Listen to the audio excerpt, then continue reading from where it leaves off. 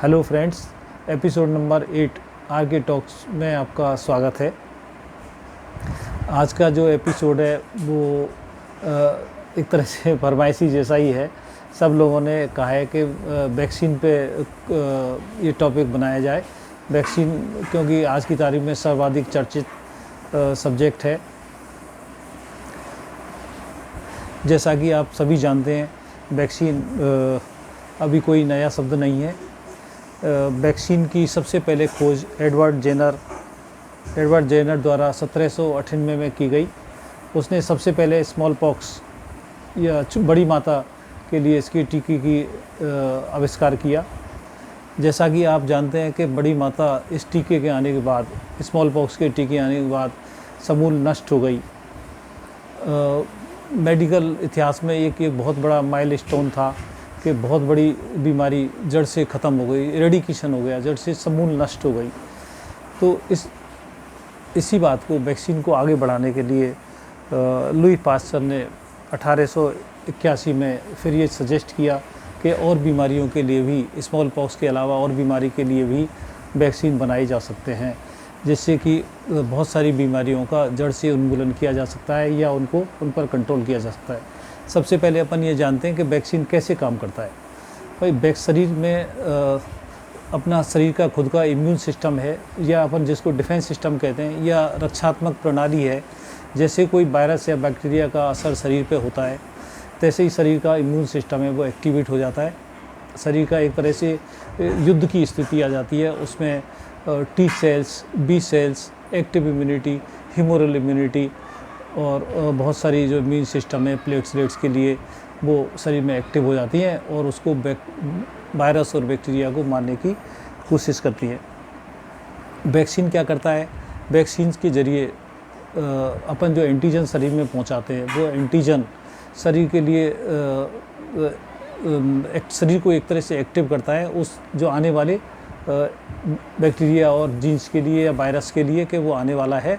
आप उसके लिए एंटीबॉडी तैयार कर रखो, या एक तरह से हथियार बना के रखो। जैसे ही उस वायरस का अटैक होगा, जैसे ही शरीर उसके लिए उसको नष्ट कर देगा, उसको डीएक्टिवेट कर देगा।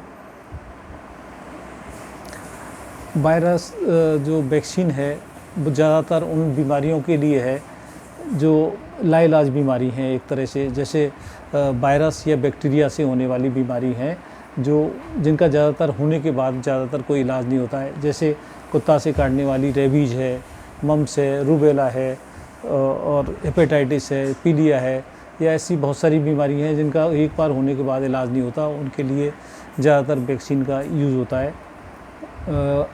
अभी दुनिया में एक तरह से 25 तरह के टीके, 25 तरह के वैक्सीन प्रचलन में हैं। उनमें से 15 से 16 किस्म के भारत में उपलब्ध हैं और बहुत सारे टीके बच्चों में जन्म से लेके और 5 साल तक लगते हैं। उसमें पोलियो वैक्सीन है, हेपेटाइटिस वैक्सीन है, मीजल्स है, मम्स है, रूबेला है, डिप्थीरिया है, टेटेनस है। ऐसे टीके वो 5 साल तक की उम्र तक जन्म से लेके चलते रहते हैं। उसमें टीबी का टीका भी शामिल है। तो जो टीके हैं उनका इतिहास बहुत लंबा हो गया है और मानव इतिहास में उसने हमेशा से एक बहुत बड़ा रोल प्ले किया है और महामारियों से मानव जाति को बचाया है। अब जैसे ही ये कोविड का एरा आया 2019 से, फिर दोबारा से महामारी फैल गई, पूरे धरती को उसने अपने चपेट में ले लिया, पूरी धरती को उसने चपेट में ले लिया और बीमारी ने विकराल रूप धर लिया। तो फिर दोबारा से वैक्सीन की याद आई। वैक्सीन ही इस बीमारी को एरेडिकेट कर सकता है। जब तक और कोई इफ़ेक्टिव दवाई नहीं आती है, वैक्सीन ही इस बीमारी को समूल नष्ट कर सकता है। अब अपन को ये देखना है कि वैक्सीन है क्या चीज़, वैक्सीन क्या है, जो अपन ने देख तो लिया कि ये कैसे काम करता है कि अपने इम्यून सिस्टम को ट्रेंड कर देता है। तो वैक्सीन है वो उनकी प्रकार हैं, उनको अपन जानने की कोशिश करते हैं कि वैक्सीन कितने प्रकार के होते हैं। सबसे पहला है किल्ड वैक्सीन, जो वायरस को किल करके या इनएक्टिवेट करके शरीर के अंदर एंटीजन के रूप में डाला जाता है। उसमें पोलियो वैक्सीन है, रेबीज वैक्सीन है और अपना एक जो कोविड के 19 के लिए कोवैक्सीन है, वो एक तरह का किल्ड वैक्सीन है।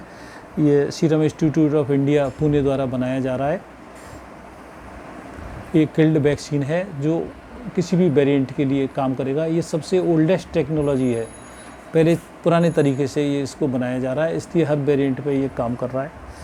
दूसरे तरह के वैक्सीन होते हैं live attenuated vaccine. Live attenuated vaccine, virus तो उसमें लिव होगा लेकिन उसमें थोड़ा चेंज कर दिया जाएगा कि वो बीमारी पैदा नहीं करेगा, उसको डीएक्टिवेट कर देंगे तो वो वायरस उसमें अटेन्यूएटेड हो जाएगा, उसकी जो हिसाब है, उसका जो जो मारक क्षमता है वो बदल जाएगी। उसमें है MMR, मीजल्स, मम्प्स और रूबेला। तीसरे तरह के वायरस जो आ रहे हैं वो टॉक्सॉइड वायरस वो हैं, वैक्सीन है जो जैसे उसका टॉक्सिन पैदा करता है। जैसे टेटनस की बीमारी है, उसमें जो टॉक्सिन निकलता है, जहर निकलता है एक तरह से, उस जहर से ही टीका बना के फिर शरीर में डाला जाता है। और जो अब नए तरह के जो वैक्सीन आने लगे हैं उसमें वायरल वेक्टर वैक्सीन है। वायरल वेक्टर में क्या होता है, जैसे एक दूसरा वायरस है जो कोविड से मिलता जुलता है, जो एडिनो वायरस 05 है, वो उससे मिलता जुलता है, तो उस वायरस में उसका जीन डाल के, उसका जीनोम डाल के, है ना, तो उसको फिर दोबारा से एक्टिवेट कर देते हैं और फिर वो शरीर में वैक्सीन के थ्रू शरीर में पहुंचा देते हैं। तो शरीर में ऐसी एंटीबॉडी पैदा हो जाती हैं, जैसे ही कोविड का इन्फेक्शन होगा तो शरीर उससे लड़ने के लिए तैयार हो जाता है। ऐसे वायरल वेक्टर में अपना कोविशील्ड वैक्सीन है, वो वायरल वेक्टर वैक्सीन है जो दूसरे वायरस के थ्रू शरीर के लिए काम करता है। तीसरे तरह के जो वैक्सीन आने लगे हैं वो mRNA वैक्सीन है, जो आज की ज़्यादा विकसित वैक्सीन है। वो उसके लिए जो वैक्सीन आने लगे हैं, जैसे मॉडर्ना है, फाइजर है, वो mRNA टाइप के वैक्सीन है। उसमें उसका mRNA निकाल के DNA है वो मैसेंजर RNA बना देता है और mRNA को अपन शरीर के अंदर पहुंचा देते हैं और वो स्पेसिफिक उसके लिए काम करता है, स्पेसिफिक कोविड-19 के लिए वायरस के अगेंस्ट काम करता है। ऐसे ही सरफेस और दूसरे और वो हैं जो रिकॉम्बिनेंट या सरफेस वैक्सीन कहलाते हैं, जो सरफेस प्रोटीन है, एस प्रोटीन है, उसके लिए काम करते हैं, जिनमें हेपेटाइटिस बी के वायरस हैं। तो अपन ये देखते हैं कि जैसे मान लो 0.5 ml का वैक्सीन है तो उसमें और क्या चीज़ मिली हुई है, उसमें वैक्सीन की मात्रा में जो वैक्सीन है उसमें जिस 0.5 ml है तो उसमें जैसे किल्ड वायरस है उसकी मात्रा तो केवल 6 माइक्रोग्राम ही होती है। बाकी उसमें और दूसरी चीज़ हैं जो प्रिजर्वेटिव हैं, एक्सीपिएंट हैं और जो इसको स्टेबलाइज करते हैं वैक्सीन को, उसकी मात्रा करके वो 0.5 ml हो जाता है। ऐसे दोनों ही वैक्सीनों में या सभी वैक्सीनों में ऐसा ही होता है कि उनकी मात्रा काफ़ी कम है और उसके बाद में जो एक्सीपिएंट और एब्जॉर्बेंट मिला के 0.5 ml हो जाते हैं। अपनी सबसे बड़ी चुनौती यही है कि जो वायरस है उनकी साइज़ और पार्टिकल्स बहुत स्मॉल होते हैं, वो 40 से 150 नैनोग्राम होते हैं। उनका वज़न एटोग्राम्स में होता है, 0.85 एटोग्राम होता है। आँखों से विजिबल नहीं होते हैं। वायरस के अलावा जो बैक्टीरिया हैं उनकी साइज़ वायरस से बड़ी होती है, तो उन पे फिर भी कंट्रोल हो सकता है, लेकिन वायरस पे कंट्रोल नहीं होता है। इसीलिए एंटी वायरल डिजीज़ जो वायरस को मारने वाली डिजीज़ है उनका बनना अभी तक अच्छी तरह संभव नहीं हो पाया है, क्योंकि वायरस लिविंग और नॉन लिविंग, जीवित और अजीवित के बीच की कड़ी है। तो ऐसी एंटी वायरल ड्रग इफ़ेक्टिव नहीं है अच्छी तरह से, और इसीलिए वैक्सीन उसका एक बहुत अच्छा और कारगर उपाय है। आज के एपिसोड में अपन इसी वैक्सीन के बारे में इतना ही बताने जा रहे हैं। अगले जो एपिसोड होगा, जो नेक्स्ट एपिसोड होगा, वो पार्ट 2 में होगा। उसमें अपन वैक्सीन के फ़ायदे, नुकसान, कब लगाते हैं, कैसे लगाते हैं, उसके बारे में बताएंगे। आज के लिए थैंक यू, और इस चैनल को आगे बढ़ाने के लिए लाइक करें, कमेंट करें, सब्सक्राइब करें, जैसे वैक्सीन के बारे में आप दोबारा से अगले एपिसोड में आपको और ज़्यादा बता सकें। Thank you.